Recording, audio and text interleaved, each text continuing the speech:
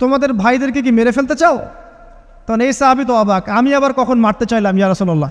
আমি তো মারতে চাই নাই, আমি তো খালি বলেছি যে তার গায়ের রংটা অনেক সুন্দর। তখন তিনি বললেন, কেন তুমি সুবহানাল্লাহ বললে না, কেন তুমি মাশাআল্লাহ বললে না?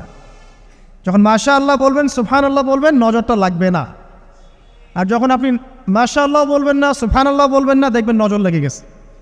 আপনি বিশ্বাস করেন ব্যবসা খুব ভালো চলছে, মানুষ বলল যে বাহ তোর তো ব্যবসা হেভি, লালে লাল শাহজালাল, ঠিক আছে, দেখবেন আপনার কেনা বেচা বন্ধ হয়ে গেছে। এরকম হবে, আমার কথাটা বিশ্বাস করেন।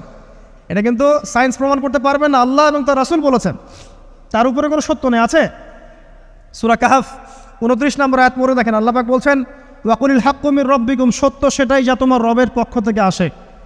ফামান শাআ ফালইউমিন, যার ইচ্ছা হয় বিশ্বাস করুক, ওয়ামান শাআ ফালইয়াকফুর, যার ইচ্ছা হয় সে অস্বীকার করুক। এই কারণে আমরা বলি ফেসবুকে এত বেশি ছবি দেওয়া, এই আই ওয়াশ করা, এই যে শোডাউন করা, হ্যাঁ